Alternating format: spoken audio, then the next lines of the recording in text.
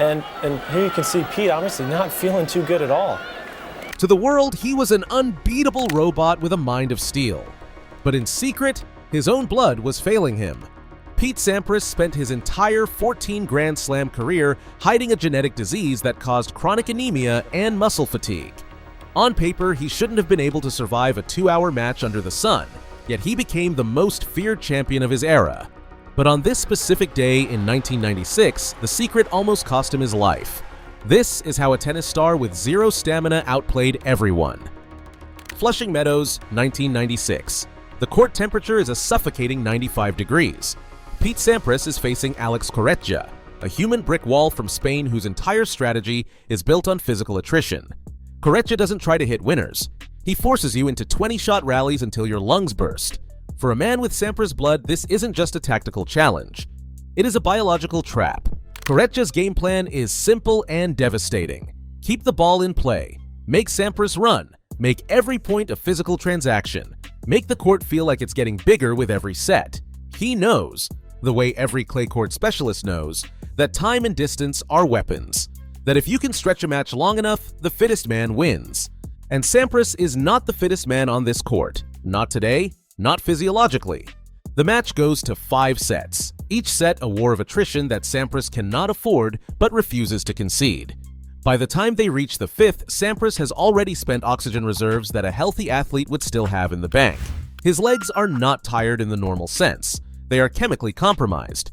Lactic acid is flooding his muscles faster than his blood can clear it, because his blood, with its reduced hemoglobin load, is already running behind on every delivery. 5th set, tiebreak. The crowd is on its feet. At 1-1 in the final tiebreak, the mask breaks. Sampras bends over and vomits directly onto the concrete. The stadium goes dead silent. Not a murmur, not a gasp. Silence. Because nobody, not the crowd, not the commentators, not Corretja, has ever seen this before. Not from this man, not at this moment. But what happens next defies medical logic. He doesn't tank the match, he doesn't call for a doctor, he doesn't sit down or signal to the chair umpire. He wipes his mouth.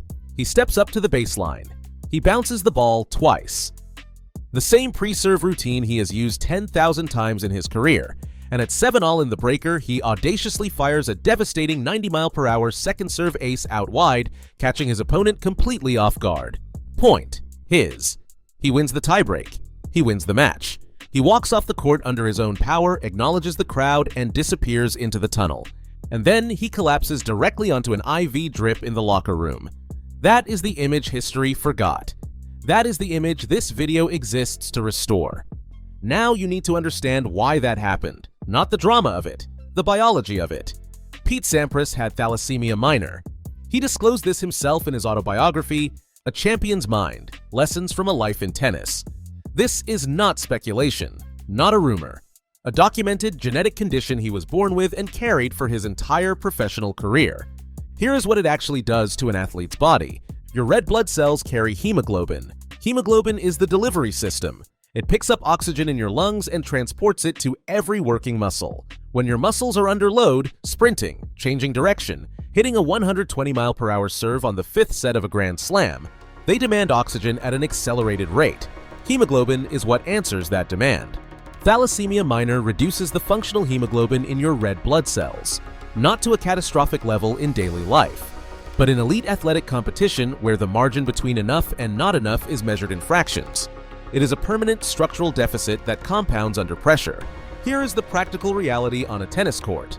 A healthy professional player in a long baseline rally is running approximately 8 to 12 meters per shot. In a 20-shot rally, that is close to 200 meters of explosive lateral movement, stopping, starting, loading, unloading, all demanding continuous oxygen delivery to the legs, the core, the shoulders. A healthy player's hemoglobin handles that demand with capacity to spare. Sampras' hemoglobin was already behind before the first ball was struck. Every rally was a deficit transaction. Every long exchange pushed him deeper into oxygen debt. And unlike a healthy player who recovers between points at a normal rate, Sampras' recovery was slower, because the delivery system bringing oxygen back to his muscles was operating below full capacity. By the 3rd set of a long match, that deficit was no longer invisible. His opponents sensed it.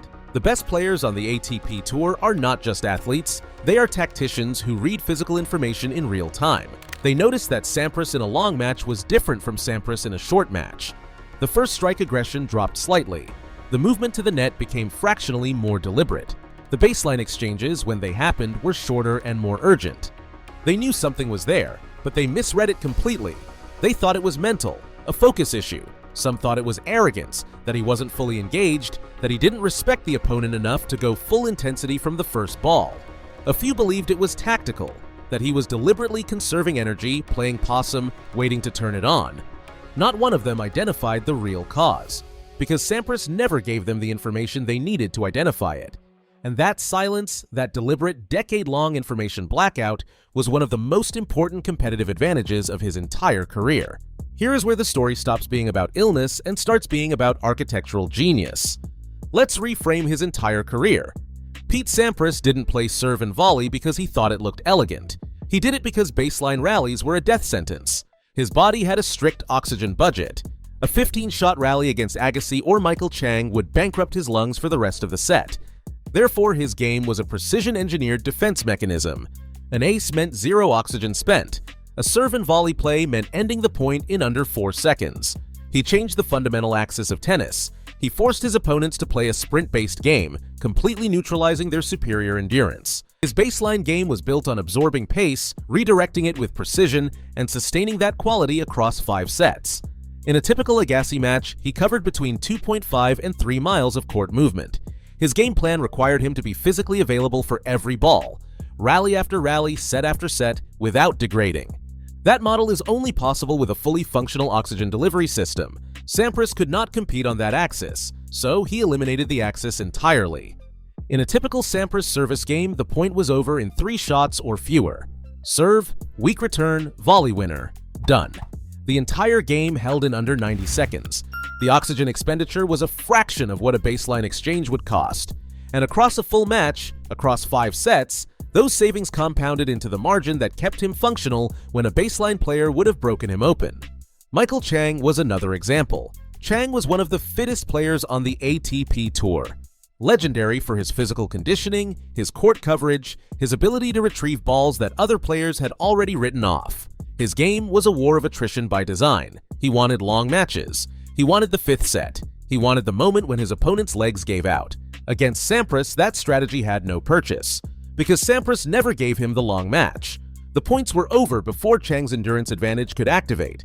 This is the architectural insight that goes beyond tennis. When your constraint is real and permanent, you don't fight it. You build around it. You create a system where your limitation becomes invisible, and where it forces you into a level of technical mastery that your opponents, who don't share your constraint, never develop the necessity to reach. Agassi had the stamina to play long baseline rallies, so he did. He never needed to develop serve and volley precision at Sampras's level. Chang had the fitness to grind 5-set wars, so he did. He never needed to develop the first strike weapons that Sampras built out of survival. Their abundance made them good. His constraint made him unreachable. Now for the part that history buried completely. After the brutal matches, the 5-setters, the physical wars, the days like the Correggia quarterfinal, Pete Sampras did not go directly to press conferences. He went to the locker room, and he went on an IV drip. Not occasionally, regularly, documented in his own autobiography. But here is the dimension of this that nobody talks about. Keeping that routine hidden was not just physically exhausting, it was psychologically crushing, because the ATP Tour in the 1990s was not a sympathetic environment for medical vulnerability. These were professional athletes at the peak of their careers, competing for ranking points, prize money, and legacy. Needed an IV drip after hard matches. That his blood couldn't carry a full oxygen load, that long physical matches were a structural threat. Him into the Correggia scenario deliberately every single match. Sampras understood this, so the IV drips stayed hidden. The exhaustion stayed hidden. The private moments of physical collapse, the crying from depletion, the body shutting down behind closed doors, stayed hidden. Think about the mental load of that. Not just competing at the highest level of your sport with a compromised physiological system, but simultaneously managing the information environment around that system. Every press conference, every post-match interview, every interaction with other players in the locker room, all of it filtered through the constant awareness that one wrong word, one visible moment of real vulnerability, could hand his opponents the blueprint they needed to dismantle him. He maintained the robotic image not because he had no emotions. He He maintained it because the mask was load-bearing. Remove it, and the entire competitive structure he had built around his condition could collapse. For over a decade. 14 Grand Slams, 286 weeks at world number 1. The mask never came off in public. That is not a tennis story. That is a story about the weight of sustained, deliberate, high-stakes concealment, carried by one man, alone, at the top of his sport. So what does the Sampras story actually teach us? It teaches us that elite performance is almost never what it looks like from the outside.